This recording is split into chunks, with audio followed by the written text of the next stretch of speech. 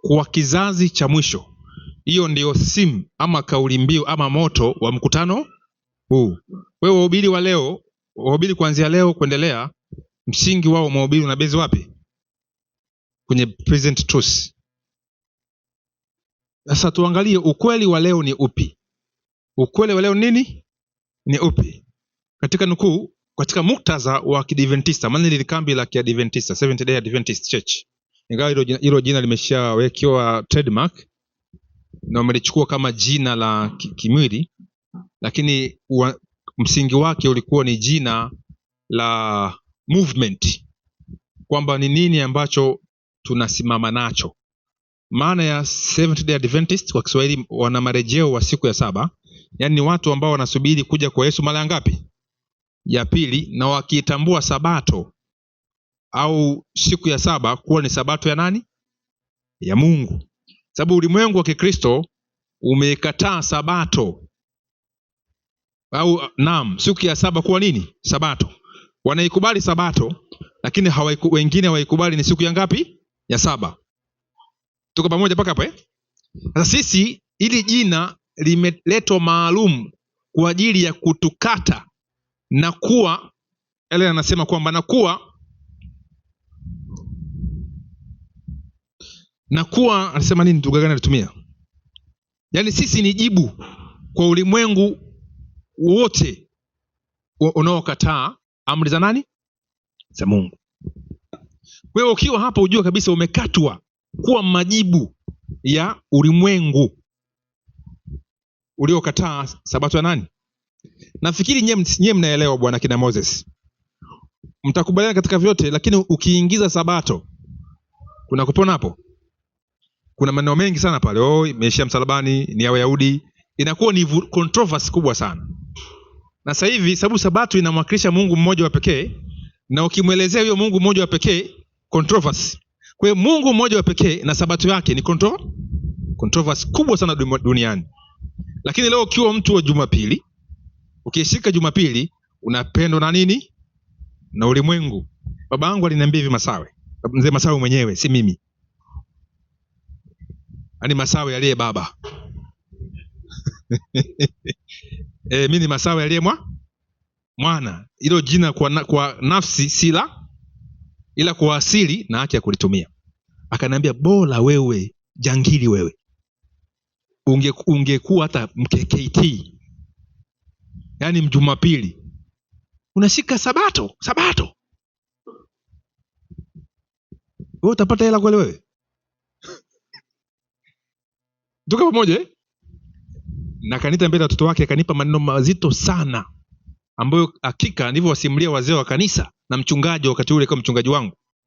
Akaniambia jinyenyekeze, pretend kama vile si msabato, ili kidogo babako akupe neema yake. Wewe ni mchungaji na mzee wa kanisa. Nikasema hao ni wachungaji kuelewa. Ila mimi kwa sababu nilikuwa nimemwamini Yesu kweli, niliwaasi wao, nikamwasi na baba yangu. Tuko pamoja Sababu nimeenda kumsalimia juzi, akasema mhubiri wa kimataifa, you're welcome. Bwana asifiwe. Maana niligangamala mpaka leo hii. Kwa hiyo mchungaji yule ambaye anakuchunga anaweza akakuharibu, tuko pamoja au akakuongoza katika njia ya haki.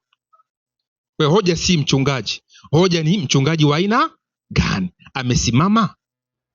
Tuko pamoja Kuna watu wengine zakaanguka katika kama Daudi alianguka, lakini Daudi moyo wake ulikuwa kwa nani?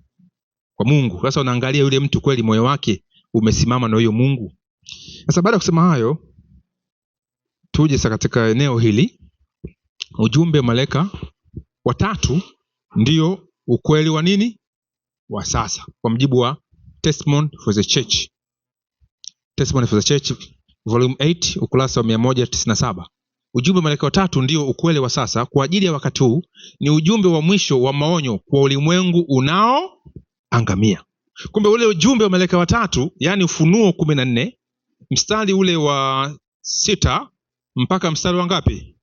Wa 12, lakini mimi napenda kutuitumia Ufunuo 14 yote. Utakuta pale kuna malaika 6. Malaika wangapi? 6. lakini hao watatu ndio wamebeba ule ujumbe. Wale wengine watatu wamebeba hukumu, wale wanaokataa nini? Ukweli ule. Lakini juu utaona mwanakondoo. Hebu nisome mstari wa kwanza katika Ufunuo 14 mstari wa 1. Utaona mwanakondoo amesimama juu ya mlima wa Sayuni. Yaani ukisikia mwanakondoo anasimama, ukisikia Yesu kasimama, hiyo ni vita. Yesu akisimama ni nini? Nitaonyesha vizuri. Hebu nisome mstari wa kwanza. Anasemaje? Piga kidogo tu. Au betizi imekimbia? Twende.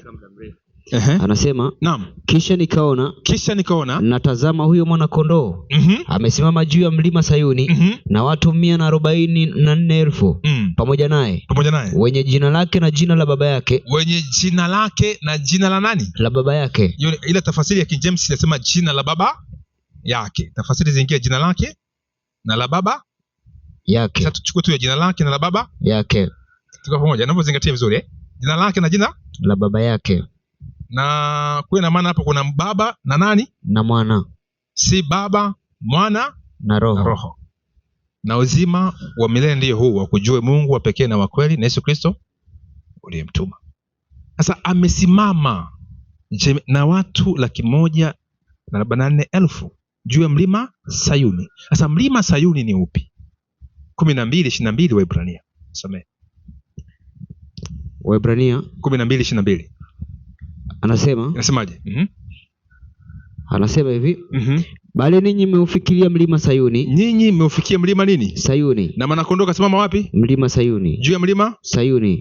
Na mji wa Mungu aliye hai. Na Yerusalemu wa mbinguni. Yerusalemu wa mbinguni. Na majeshi ya malaika 1,000 nyingi. Na majeshi ya malaika 1,000 nyingi. Mkutano mkuu. Ndio. Na kanisa la wazaliwa wa kwanza. Kumbe mlima Sayuni unawakilisha nini? Kanisa. Mkutano mkuu, si ndio kanisa? Ndio. Kusanyiko. Kanisa. Endelea na andiko.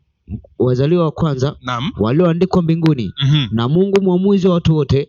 Na roho za watu wenye na roho za watu wenye haki waliokamilika. Ndio. Anasema na Yesu mjumbe wa agano jipya na damu ya kunyunyuziwa. Tosha. Na maana hilo huo mlima Sayuni ndani una nani? Kama mmesikia vizuri andiko. Ndani ya mlima Sayuni kuna nani? Kwanza mkutano wa kanisa. Na kuna majeshi ya malaika. Alafu na nani? Mungu mwamuzi wa watu wote. Alafu na nani? Mjumbe Yesu Kristo. Simuona hiyo kitu Kanisa, malaika, Mungu na Yesu. Majeshi ya malaika 1,000. Hebu nipe Timotheo wa kwanza 6:12. Timotheo wa kwanza 6:12. Anasemaje? Anasema piga vita vile vizuri vya imani, shika uzima. Mstari wa 13 anasema na kuagiza mbele za Mungu anayevihifadhi hai vitu vyote na mbele za Kristo Yesu. Ndio. Aliyeungama maungamo mazuri yale mbele ya Pontio Pilato. Ndio. Kwamba uilinde amri hii pasipo mawaa. Basi hiyo tulikuwa tunasema na kuagiza mbele za nani? Za Mungu. Sasa naomba tuje katika eneo na Kristo. Tuje maana ya kusimama. Hebu nipe kitabu kile cha Ufunuo, kitabu kile kinaitwa Danieli sura ya 12 mstari wa kwanza na wa pili. Maana ya kusimama ni nini? Soma 12:1. Ndio. Wakati huo Mikaeli atasimama. Jemedari mkuu. Asimamaye upande wa wana wa watu wako. Anasimama upande wa wana watu wako. Na kutakuwa na wakati wa taabu. wa nini? Wa taabu. Mfano wake haukuwapo tangu ilipoanza kuwapo taifa. Asante. Kumbe na maana mwanakondoo anaposimama katika mlima Sayuni, inamaanisha hapo anachukua mavazi mengine ya kijemedari. Tuko pamoja hapo? Hiyo ni vita. Anasimama. Kwa sasa hivi rafiki zangu, tunaelekea wakati wa nini? Wa taabu. Hebu niambie mtumishi Mesodi, kwa umri wako leo nao sasa hivi na mpaka sasa unakuwa umejitambua kwa mtu mzima, kuna siku ulifungua redio yako au TV ukakuta hakuna tukio? Je, matukio yanaongezeka au yanapungua? Si ndio Kila siku tunaamka matukio. Hapa Mzee Msaki ndo mtu mzima kuliko wote. Wakati ule uliozaliwa wewe mpaka sasa matukio yanapungua yanaongezeka? ni kitisho cha nini? Cha ajabu.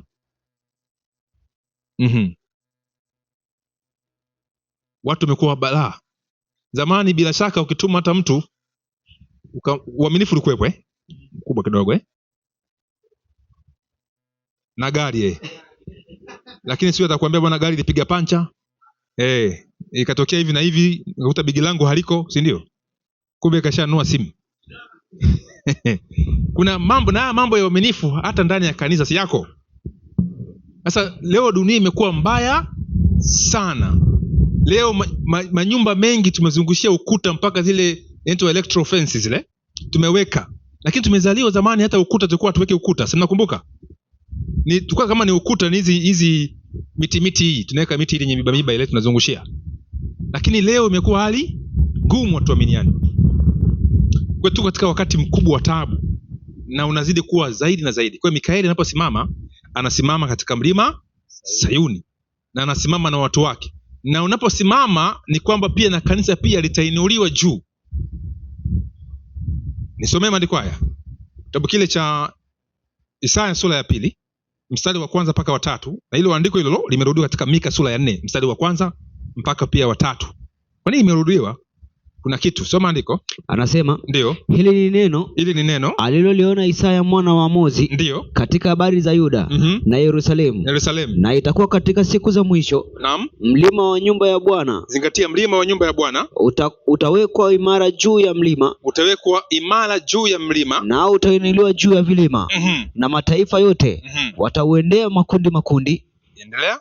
Anasema na mataifa mengi watakwenda na kusema, njooni twende juu ya mlimani kwa Bwana, nyumbani kwa Mungu wa Yakobo, naye atatufundisha njia zake, nasi tutakwenda katika mapito yake. Maana katika Sayuni itatoka sheria, na neno la Bwana katika Yerusalemu. Katika Sayuni inatoka nini? Sheria. Na mwanakondoo anasimama wapi? Mlima Sayuni. Juu ya mlima. Kumbe Sayuni kunatoka nini? Sheria ya Bwana. Na Yerusalemu neno la nani? La Bwana. Alafu mataifa wataendea kwenda kujifunza kwa Mungu wa Yakobo. Mungu wa nani? Wa Yakobo. Mungu wa nani? Wa Yakobo. Njia zake. Bwana asifiwe. Amen. Si kama Mungu atashuka pap aje afundishe. Anafundisha watu kwa njia yako wewe. Wewe ni mkazi wa mlima nini? Sayuni. Unatoa nini mbele ya mataifa wanaokuendea? Unatoa nini? Una produce nini? Unatoa product gani kwa Mungu wa Israeli, kwa Mungu wa Yakobo? Je, niwaambie Mungu jani nilifundisha kuhusu Mungu wa pekee, si ndio? Mungu tunayemwabudu, Mungu wa Yakobo. Hebu nipe ile 3:3 kitabu kile cha Matendo ya Mitume. Mungu wa Yakobo. Soma 3:13. Anasema, nasemaje? Mungu wa Ibrahimu, na wa Isaka, na wa Yakobo, Mungu wa baba zetu, amemtukuza mtumishi wake Yesu. Kumbe Mungu wa Yakobo, Mungu wa Isaka, Mungu wa Ibrahimu, Mungu wa Isaka na Mungu wa Yakobo ni nani huyo? Ni baba wa Yesu, si ndio? Na Yesu ni mtumishi wake. Lakini tafsiri ya King James Version unayo hapo, mtumishi inatumia neno mwana wake. Hebu isome vizuri King James Version. Lakini kuita mtumishi ni sawa. Nasemaje? The God of Abraham, and of Isaac, yes, and Jacob, the God of our fathers, hath glorified his son. Amemtukuza nani? Mwanawe. Bwana asifiwe. Maandiko ni la jamani. Kwa hiyo ukisema yule Mungu alikuwa anawatokea manabii, ingawa yeye kutokea moja kwa moja, alitumia nani?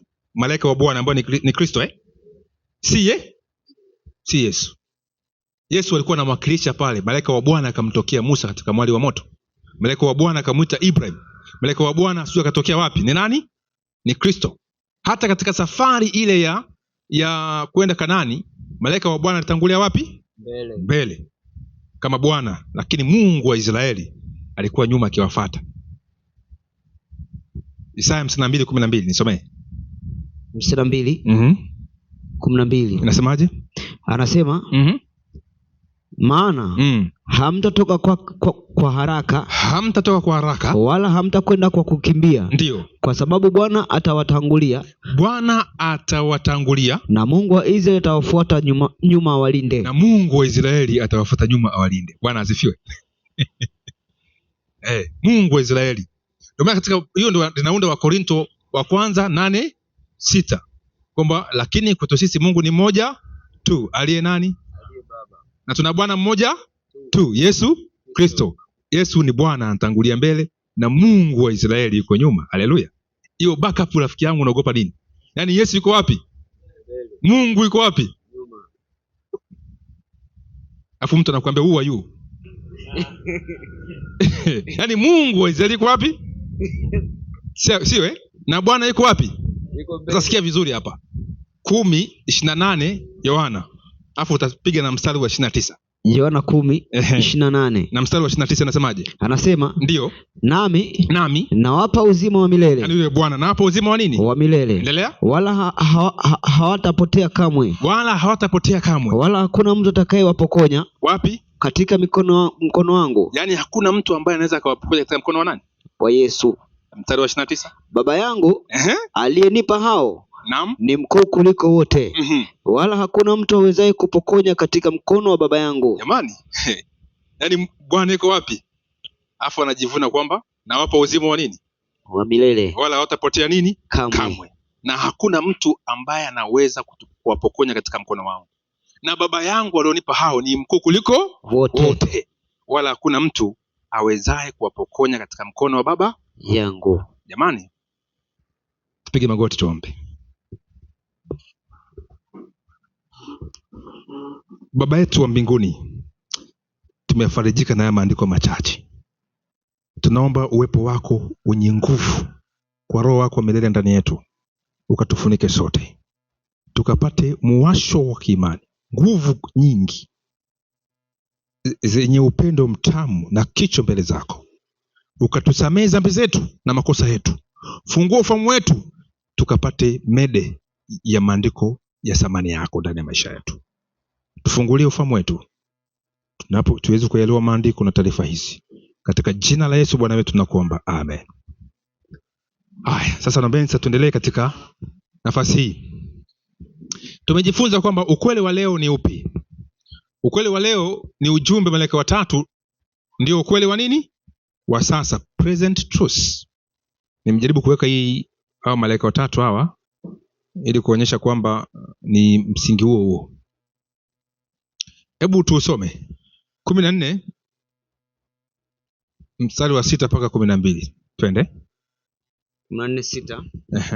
Anasema, naam, kisha nikaona malaika mwingine akiruka katikati ya mbingu, mwenye injili ya milele. Ana injili ya nini jamani? Ya milele. Hivi cha milele kina siri cha wote. Awahubiri hao wakao juu ya nchi, ndio, na kila taifa na kabila na lugha na jamaa. Akasema kwa sauti kuu, mcheni Mungu na kumtukuza, kwa maana saa ya hukumu yake imekuja. Msujudieni yeye aliyezifanya mbingu na nchi na bahari na chemichemi za maji. Wasikia hii kwanza, tukianza kulielezea neno kumcha Mungu inabidi iwe somo refu kabisa. Kumtukuza Mungu ni somo refu, na ni masomo ambayo tutaka tujifunze, tutajijua kabisa tumepungua kiasi gani. Msujudieni yeye aliyeziumba mbingu na nchi na bahari na chemichemi za maji. Ujumbe wa pili, kisha mwingine malaika wa pili akafuata akisema, ndio, umeanguka Babeli, mji ule ulio mkubwa, maana ndio ulioonyesha mataifa yote mvinyo wa ghadhabu ya uasherati wake. Asante. Hapo ndipo wenzetu waliacha kamba, walihubiri zile jumbe, lakini leo hawasubutu kuhubiri ujumbe wa malaika wa pili. Umeanguka nini? Babeli. Maana Babeli na meseji yake ni wagumu. Hata leo kwenye midaro yetu wanakuambia Babeli si kwamba imeasi kote, kuna sehemu kuna kadhabu kwa tumechukua dhahabu tumeacha nini? Mvinyo ule. Kwa ina maana leo hawasubutu kuhubiri ujumbe wa malaika wa pili. Hivi kuna sehemu ya Babeli yote ambayo ni nzima? Si ni mama wa makahaba na machukizo kabisa. Kwa maana hakuna chochote ambacho tunaweza tukachukua wapi? Kutoka Babeli. Sasa huu ni ujumbe wa pili. Je, mimi na wewe tunaweza kwenda kuusema?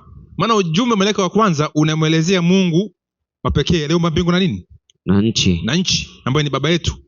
Hebu nipe 11:25 kitabu kile cha Mathayo.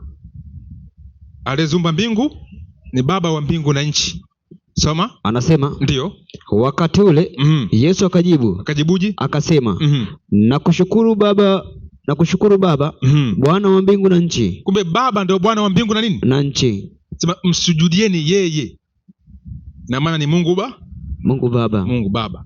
Sasa ujumbe huu ili ufike katika ujumbe wa pili lazima uelewe ujumbe wa malaika wangapi? Wa kwanza ni Mungu gani utamhubiri. Sababu ukikataa ujumbe wa kwanza ina maana wewe unakuwa nini? Papeli. Mzee Msaki, umeelewa vizuri? Yaani ukikataa message ya nini? Unakuwa nani?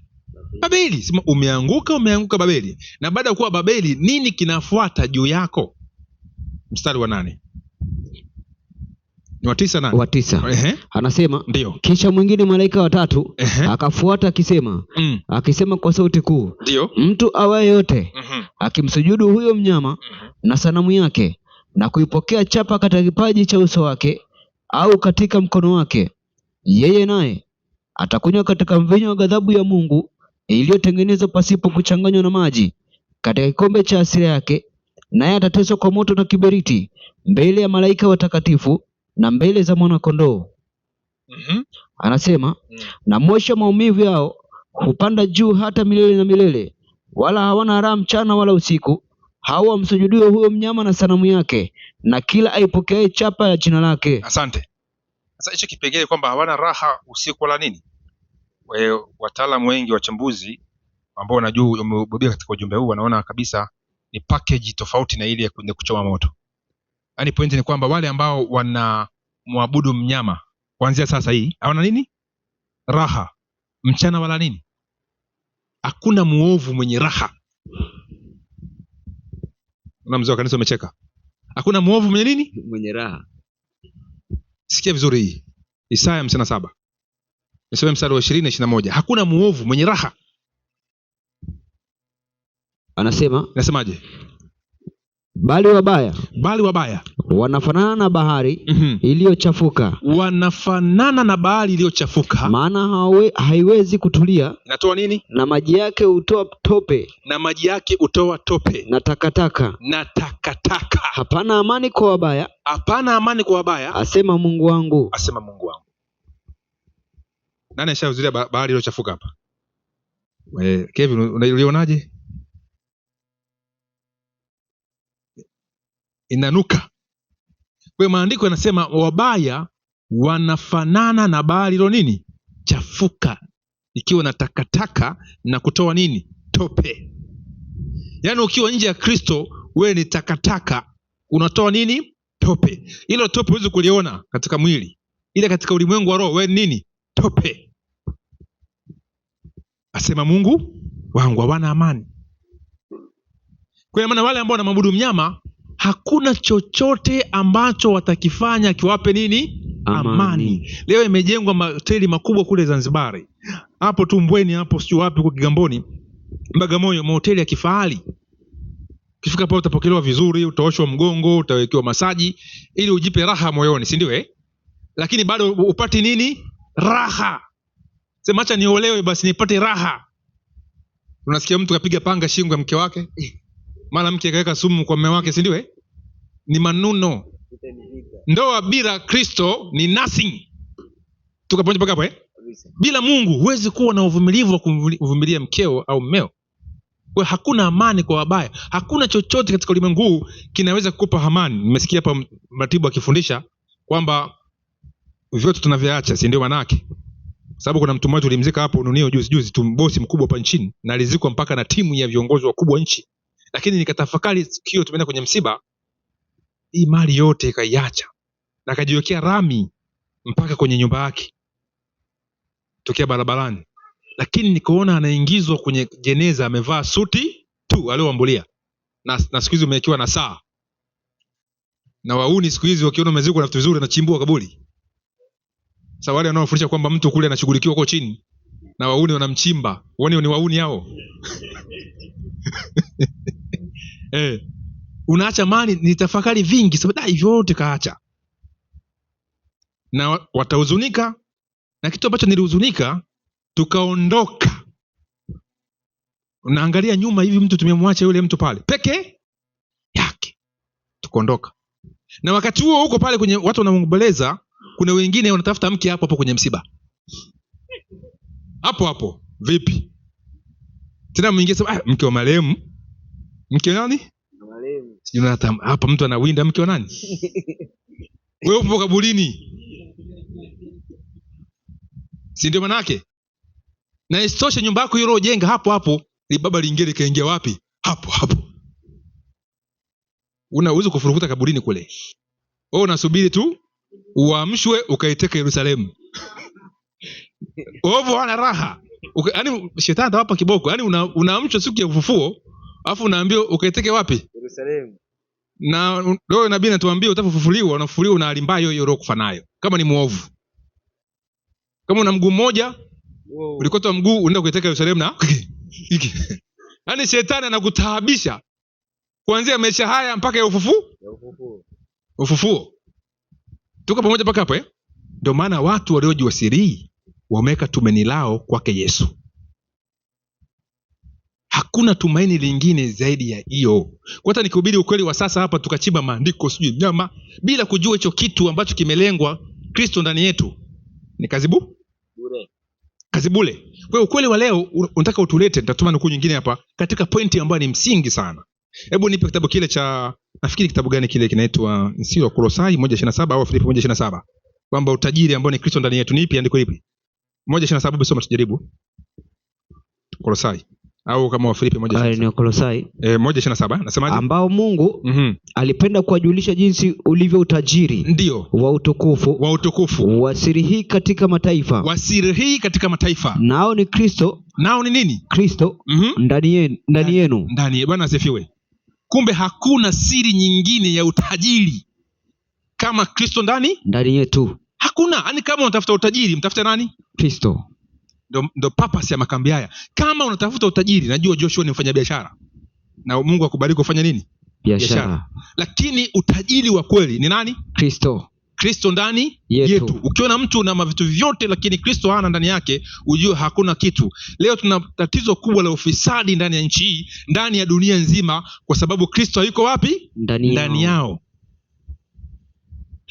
Tuko pamoja Sasa twende sasa katika nukuu inayofuata. Weka mtambo.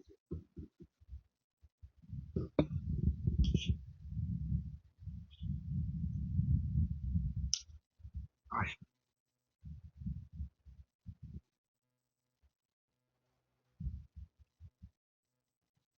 Basi naona imegoma, twende.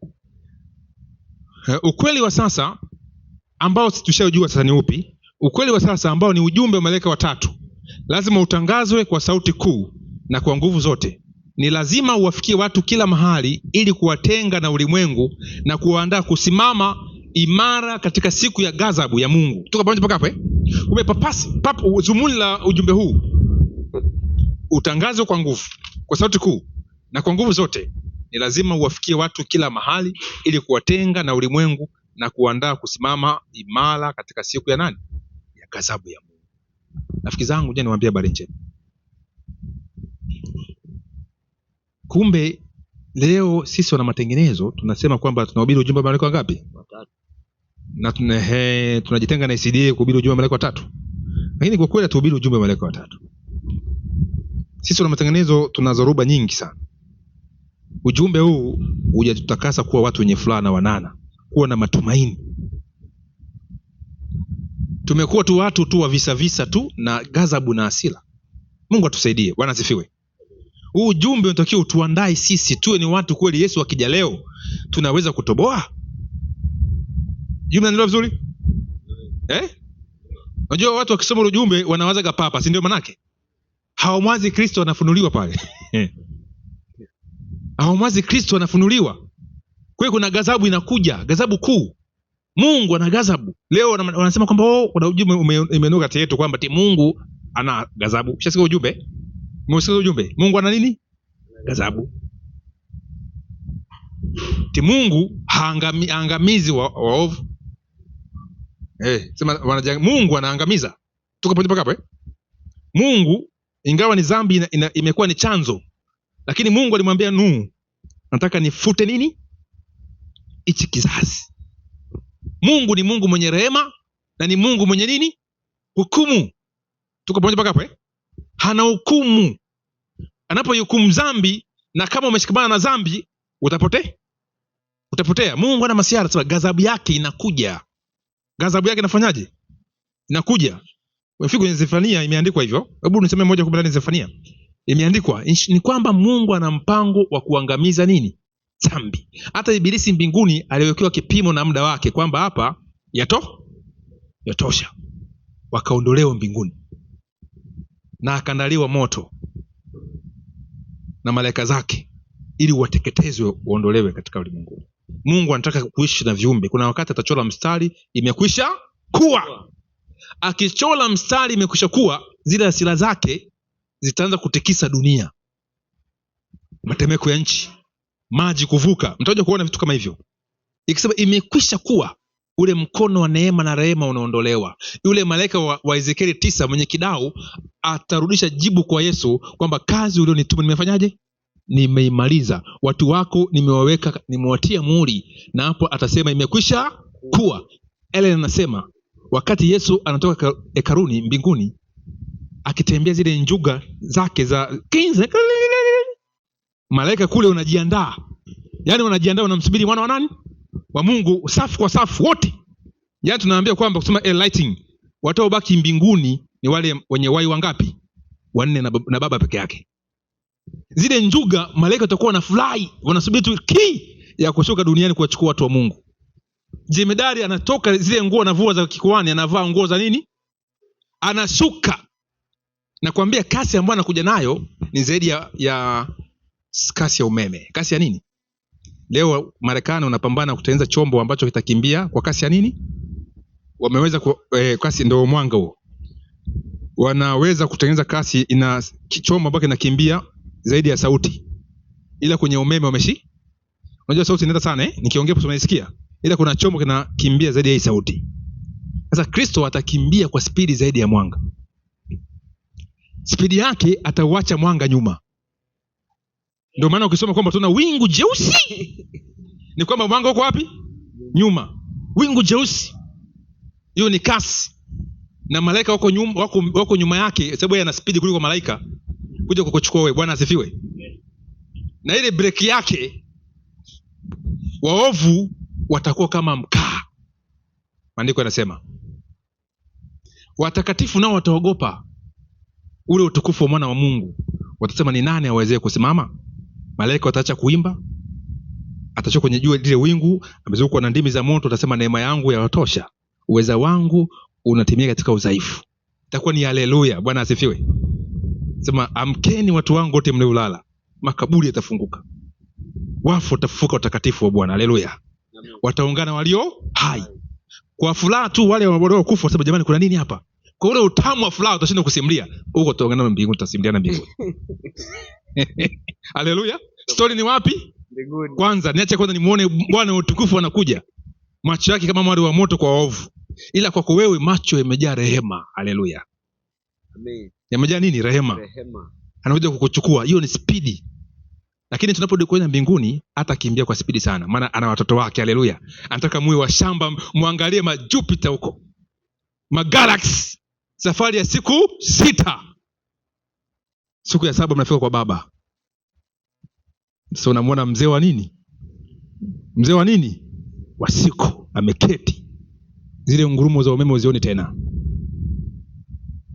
Ndio Anamwambia baba yake, nataka hawa wawe pamoja nami kila nifanyaje niendako. Ila kuna kitu cha kupale nyuma, sije mkakisahau. 5:8 Mathayo. Heri wenye moyo nini? Safi, maana utamwona nani? Bwana asifiwe. Hiyo siku inakuja, aidha utakuwa imekukuta umekufa au uko nini hai. Inakuja rafiki zangu. Lakini Kristo kwa neema zake amesema kwamba chukueni ujumbe wangu malaika watatu, muutangaze, uwatakase, muutangaze ujumbe. Sasa leo tunagombana tu na matengenezo. fungu moja tu juu mwanamke hajafanya kiremba kanisa lingine limeanza. Au sio? Huyu amekula nyama, kanisa lingine limeanza. Nimeenda kule Githurai kwa Kenya, wanakuwinda yule mashemasi, unachungulia unapika nyama au piki. Au unaingia kanisani unanuswa mkono shayo. Kala nyama huyu. Ushirika hauna, au sio? Shetani anatupepeta kama nini? Ngano. Ujumbe wa Kristo ni wa rehema. Bwana asifiwe. Hiyo ndio iko hivyo. Na tuendelee. Si lazima nimalize hili somo leo, ili somo niendelevu Na ukiangalia wengi hata ambao walikuwa wanashabikia mianzo ambayo tunaifanya, hata hii ambayo ikiwa katika television, si ndio? Wengi sio kwamba wanamfurahia Ukristo, wanafurahia fulani kashinda nini? Hoja. Yaani niwaambie tu ukweli. Lakini waite kumpokea nani? Katika maelfu watakuja wachache. Wengi tunapenda tu kufurahia hivyo vitu. Lakini kuchukua maamuzi sahihi ya kumpokea Kristo, kwanza Mungu awabariki kwa sababu kujitoa utakuja hapa sio ni jambo zito sana unajua. Mungu awabariki sana. Ni wachache ambao wanachukua maamuzi sahihi. Yesu alihubiri watu wengi na akalisha watu wanaume wangapi? 5,000 bila kuhesabu wamama na watoto. Na mara nyingi wamama na watoto ndio ingawa kuna matengenezo wa mama na wachache. Huenda wametishwa na ujumbe wa sisi wahubiri. Mpaka mtu anasema ile kanisa hiyo. Hapana. Yaani mwanamke amebanwa kweli kweli. Mjua akaniambia unajua Masawe, mtumishi Masawe, unajua wanawake hao walituingiza katika dhambi. Hata kama ukiwa umekaa kwenye kiti, hata kama anakuzidi umri, usinyanyuke kumpisha. Mwanaume kwanza.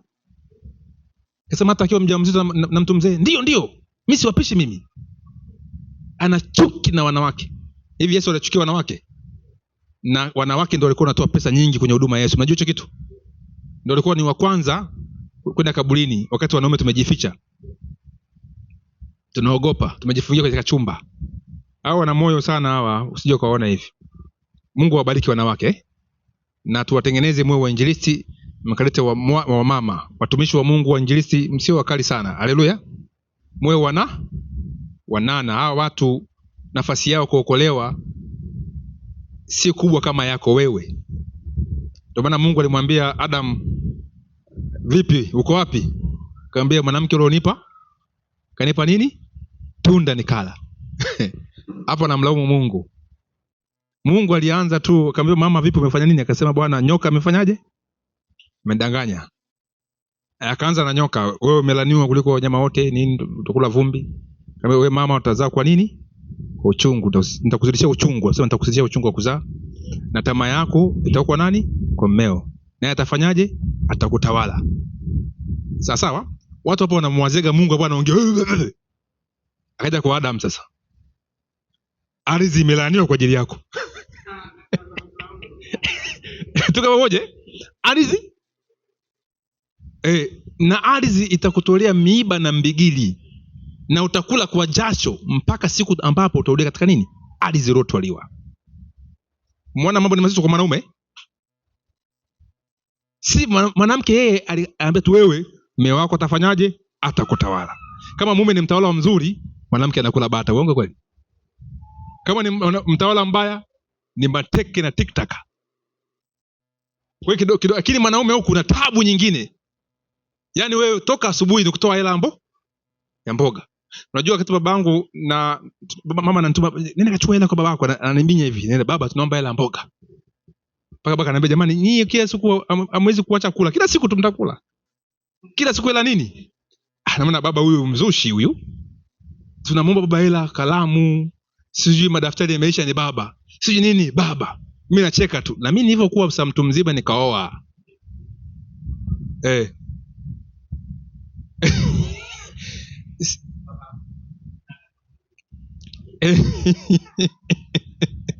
Si mchezo. Yaani unajua ukija nyumbani unasema kwamba leo mke wangu leo mambo si mazuri pole mume wangu. Mungu tu atakupa tu baby. Umetokosa nini? Chukua asubuhi baba. Watoto hapa kuna imekuja taarifa ya mwalimu, kuna remedial. Alafu pia mchele umeisha. Si ndio? Sijui nini. Alafu naambia mke wangu jasi nilikwambia nimekuja vibaya. Kwa hiyo Hakuna huruma kwenye ndoa. Bwana asifiwe. Hiyo ndo laana ambayo tumeila wanaume. Yaani wewe kama unaoa, rafiki yangu, unatamata niwafundisha vijana, kama umeoa ujue kwamba wewe utaombwa hela. Unaweza kuwa unatoa hela mpaka kaburini. Usiacha benki kule. Afuata kula nani? Na mama waga wanachelewa kufa, sio kwa nini. Wewe unatangulia tu. Anakufuata baadaye. Na anakuambia kabisa ukioa sasa hujajenga. Sasa mume wangu hujajenga, sasa inakuaje? Vipi ukifa?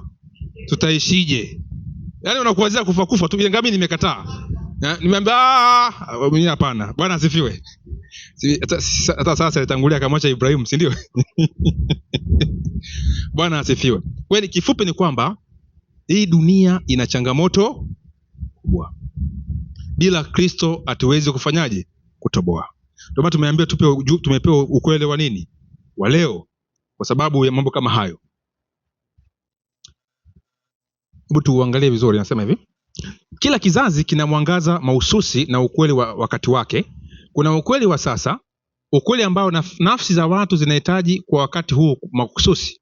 Onyo lolote la zamani halina nguvu ile ile ya kujaribu uaminifu wa watu leo kama ukweli unaotolewa sasa hivi na Mungu kwa ajili ya kizazi hiki. Na maana ukweli ni mti huu mmoja. Tuko pamoja?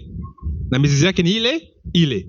Ila kuna wakati una matunda yanapanuka kulingana na mazingira. Kwa sababu leo tuna mazingira haya ambayo tunapaswa kuwafunulia watu ambao nitaje niwaonyeshe baadaye. Nasema kwamba mti wa ukweli haubadilishi mizizi yake, lakini unatoa matawi na matunda mapya kulingana na majira. Mwangaza ambao umesimama kwa miaka mingi bado ni ukweli, lakini Mungu ana mwangaza mwingine mpya wa kuongeza juu yake kwa ajili ya wakati wa nini? Wa sasa. Kwa hiyo kambili, ningeomba wahubiri tubezi hapo katika ukweli huu wa sasa. Sasa dakika ngapi zibaki? Uko unasema? Hiyo. Unaandika malizo yote? Aoneka nukuu. Nafikiri ndio nikawapa pia, kawatumia. Sasa pointi ni nini?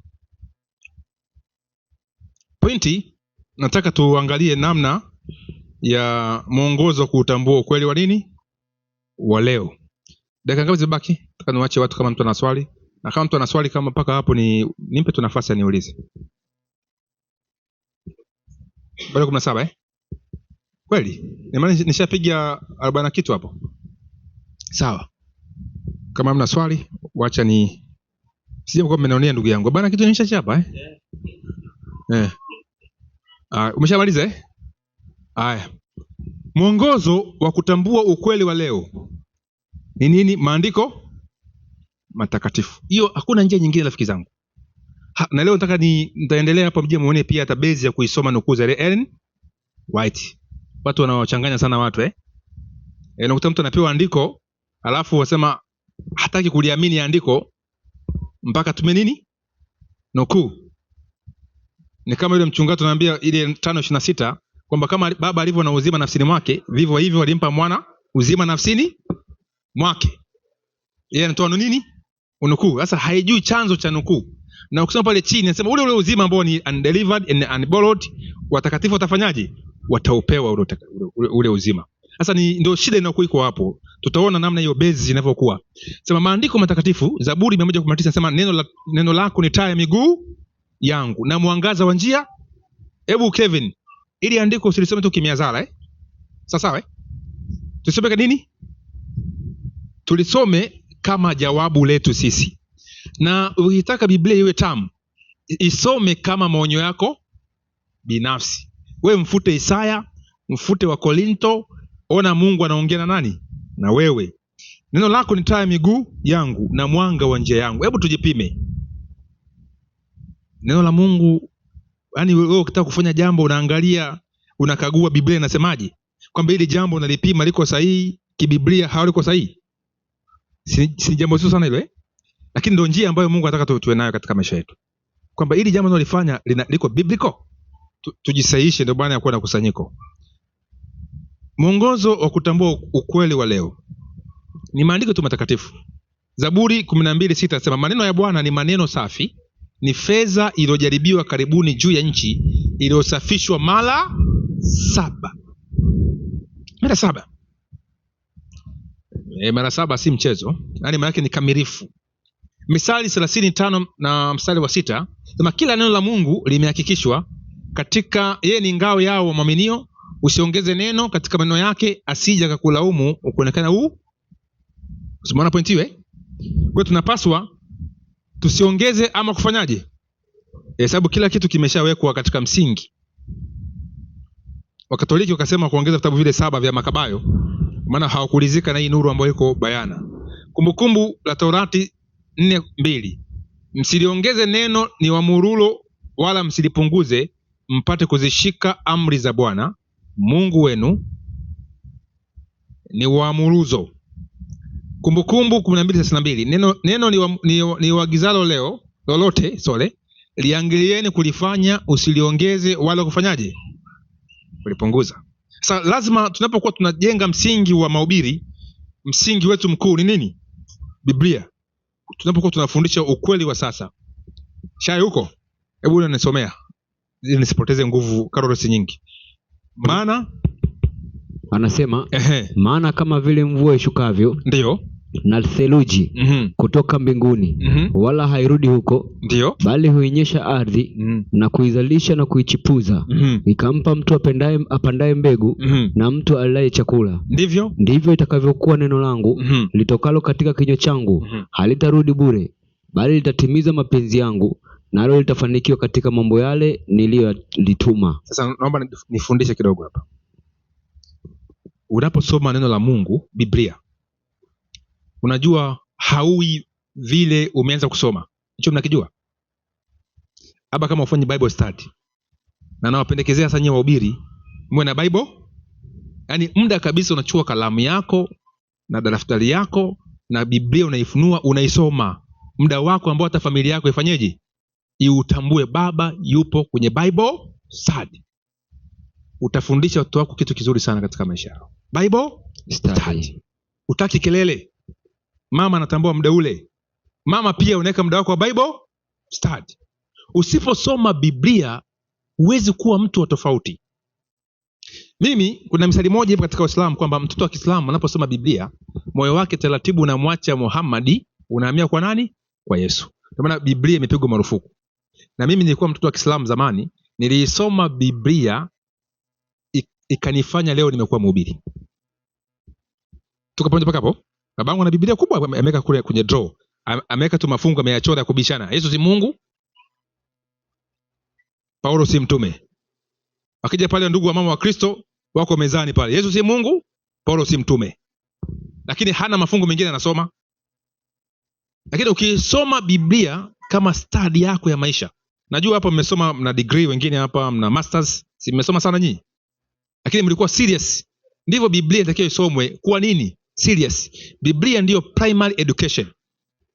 Vinavyokuja baada hapo ni secondary. Yaani msingi wa kwanza wa mama kule.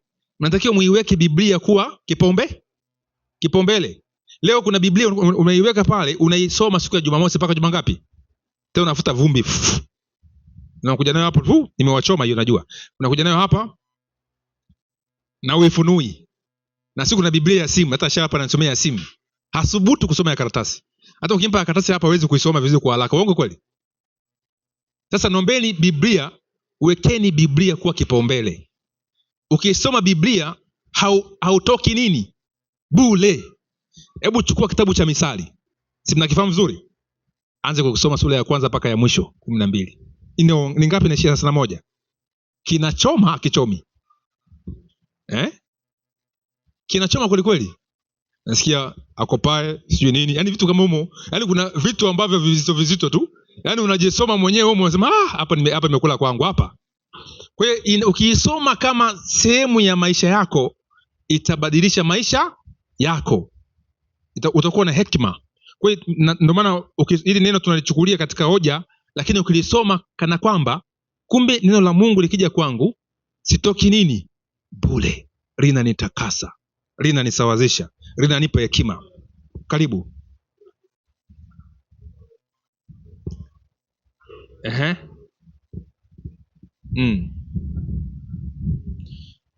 Okay, cha kwanza kuna Biblia inaposema neno kila neno inamwakilisha Yesu. Neno linawakilisha maandiko matakatifu ya Mungu. Lakini kuna sehemu muktadha ukisema neno inamwakilisha Yesu kwa maana ipi? Yesu haitwi neno kwa maana ya maneno ya Mungu. Anaitwa neno kwa maana ya mtendaji. Ni jina lake, mtendaji wa Mungu. Kwamba Mungu amefanya yote kwa njia gani? Ya Kristo. Yeye pia ni msemaji wa Mungu, yeye ni mtendaji katika kazi ya nani? Ya Mungu. Yeye jina lake, ukisoma ile Ufunuo 19:13 kwamba na jina lake aitwa neno la Mungu. Lakini si Yesu kwamba ni maelezo, ni maandiko. Hapana. Kwa neno kama neno katika muktadha sapo wakijenga hoja kwamba Yesu ni sauti ya nani? Ya Mungu, ikatoka ikaja kwa Mungu ili watengeneze kwamba Mungu ni huyo. Yesu si sauti ya Mungu. Yesu ni msemaji wa nani? Mtendaji wa Mungu katika kazi zote, malaika wa Bwana. Mimi ndio ufahamu ambao niko nao. Kama kuna mtu atakuwa na ufahamu zaidi ya huo, anaweza akatusaidia pia. Sasa muda wangu unaenda kuisha. Hii andiko nalipenda sana, nasema hivi katika Hesabu 24:13. Soma mtumishi. Anasema kama Balaki angenipa nyumba yake imejaa fedha na dhahabu, siwezi kupita mpaka wa neno la Bwana. Kufanyaje? Kutenda neno jema wala neno baya. Kwa nini nia yangu mwenyewe Bwana atakaloninena ndilo nitakalolinena mimi. Sasa huo ndio msimamo. Bwana asifiwe. Kwamba ukipewa fedha na dhahabu, kwanza hapo rafiki yangu tuseme tu kuna mzigo ukipewa, si ndio? Kristo unamwacha asubuhi. Hata jamaa maneno aliyasema mwisho akapewa mzigo akawalisha watu zabibu za bahari Peori. Huyu akasema hivyo na akafia huko. Na kwenye Ufunuo amekuwa mfano kama Baramu aliweka vikwazo kwa wana wa Israeli ili wazile sadaka ambazo zimetolewa nini? Kwa sanamu. Kwa hiyo sakumbe mpaka wa neno la Bwana, Mungu ana mpaka wake. Ukivuka ule mpaka unakuwa muaini. Sasa katika Yeremia 15:16 anasema hivi, maneno yako yalionekana nami nikayala, na maneno yako yalikuwa ni furaha kwangu na shangwe ya moyo wangu, maana nimeitwa kwa jina lako, Bwana Mungu wa nini? Umecheshi. Kwa hiyo ukweli wa leo kwa kizazi cha mwisho, mwongozo wa kutambua ukweli wa leo ni maandiko matakatifu. Hakuna kitu kingine ambacho kitakufanya utambue ukweli wa leo. Isaya 8:20, na waende kwa sheria na nini? Ushuhuda. Ikiwa hawasemi sawasawa na neno hili, bila shaka kwa hawa hapana nini? Asubuhi. Mimi nataka nikupendekezee maandiko. Yaani tukiwa na lugha ya kimaandiko, kanisa litakuwa strong. Bila shaka kwa hawa hapana nini? Asubuhi. Nje ya asubuhi ni nini? Si ni giza. Maana asubuhi ni mchana. Nje ya asubuhi ni giza. Yeremia 23:29, je, neno langu si kama moto, asema Bwana, na kama nyundo ivunjayo mawe vipande? Wewe tuitumie nyundo hii kuvunja kila kitu ambacho kimeinuka juu ya elimu ya nani? Ya Mungu au Kristo. Ni nyundo ya kuvunja vipande. Neno la Mungu. Sasa tuje katika Agano Jipya. Msizani ya kuwa nalikuja kuitangua Taurati ama manabii. La, sikuja kutangua bali kufanyaje? Kutimiliza. Mathayo 5:17. Luka 16:17, lakini ni vyepesi zaidi mbingu na nchi zitoweke kuliko itanguke nukta moja ya nini? Ya Torati. Na katika Yohana 30:35 anasema kwamba na maandiko hayawezi kufanyaje? Kutanguka. Kwa sisi hiyo ndio base yetu kama watu wa Mungu. Luka 24:27 akaanza kutoka Musa na manabii wote, akawaelezea katika maandiko yote mambo yaliyomhusu yeye mwenyewe. Mstari wa 32, wakaambiana, je, mioyo yetu haikuwaka ndani yetu hapo alipokuwa akisema nasi njiani na kutufunulia nini? Maandiko. Ili uweze kuwachoma watu, wafunulie nini? Maandiko. Si mna magrupu ya WhatsApp yale ya watu wa dunia? Acha mjadala. Yale ya familia, ya marafiki sio huko shuleni, si mnayo? Ingiza maandiko. Unaonekanaje? Tuko pamoja paka hapa Kuna grupu moja walikuwa wameposti ya shule wameposti masuala ya kulala na wanyama wanadamu na mnyama Asa mle watu wanachukulia kawaida, wanafurahia. Sema maana miili ya wanadamu leo imejaa hashiki ya uasherati. Kuna kijana mmoja akaposti andiko, amelaaniwa alalaye na nani? na mnyama. Watu wakanyamaza kimya kidogo. Wengine sema huyu naye anatuharibia mambo yetu bwana, ya raha zetu bwana. Akawa kelo mle ndani. Tuko pamoja mpaka hapo? Kwa hiyo maandiko yanachoma. Na mara nyingi tunapoyasoma kusomewa yanafanyaje? Yanatuchoma. Ndio hivyo. Kikubwa zaidi tukubali kufanyaje? Kuchomwa ili tufanye matengenezo mapya. 45. Ndipo wakafunulia akili zao wapate kuelewa nini? Maandiko. Hiyo ndio iko hivyo. Asante. Lazima akili zetu zifunuliwe kuelewa nini? Lakini utafunuliwa ukiwa unataka kujua kweli. Aaniminie mimi kama vile maandiko yalivyonena, mito ya maji yaliyo hai itatoka wapi? Ndani yake. Hiyo Yohana 7:38. Na mito ya uhai ni yapi? Ukisoma mstari wa 39 ni roho wa Mungu. Bwana asifiwe. Huwezi kupata roho wa Mungu pasipo kuyasoma nini? Maandiko. Yaani kumuelewa Yesu kwa mujibu wa nini? Wa maandiko. Hebu nisome 22:17. Maji yaliyo hai ambao ni roho. Maana somo la roho linakuja. Ufunuo Yohana 22:17. Nasemaje?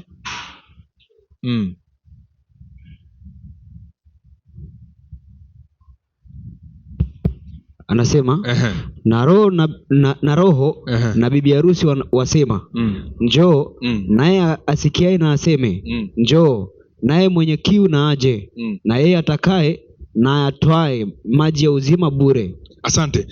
Maji ya uzima ndo Roho Mtakatifu. Ile somo linakuja, maji ya uzima uyachukue nini? Bure. Sasa uweze kupata roho wa kweli katika Kristo kama wewe haumwamini Yesu kwa mujibu wa nini?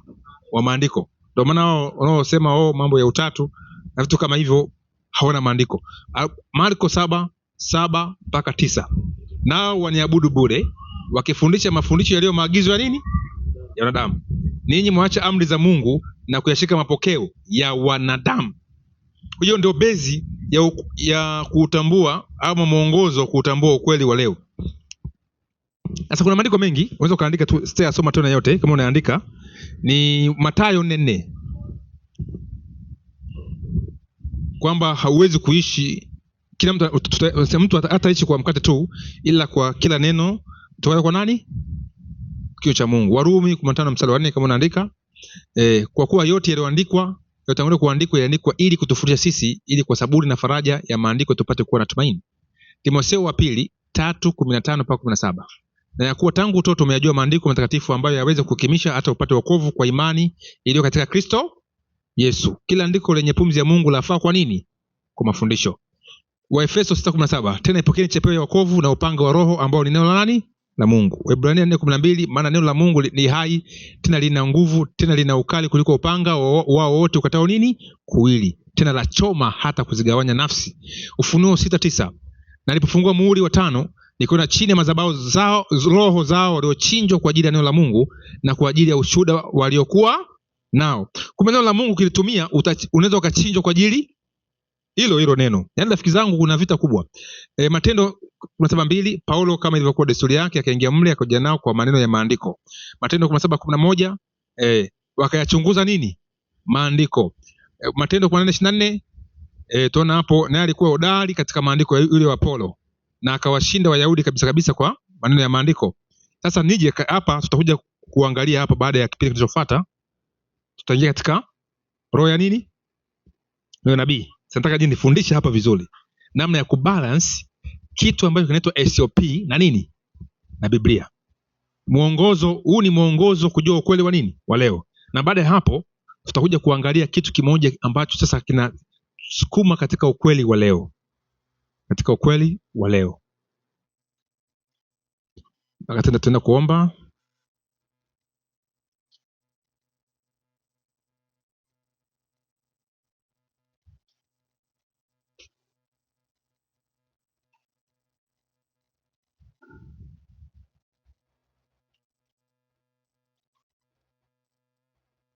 Hapa. Tutakuja kuangalia hapa.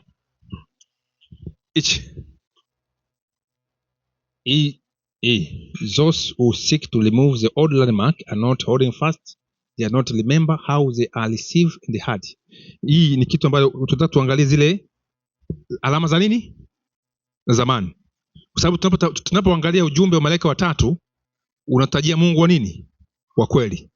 Yesu alijifunza kuhusu ni Mungu namna gani tunapaswa kumwabudu Nataka tuchimbe hapo, uangalia ujumbe wa malaika wa kwanza, ujumbe wa malaika wa pili na ujumbe wa malaika wangapi?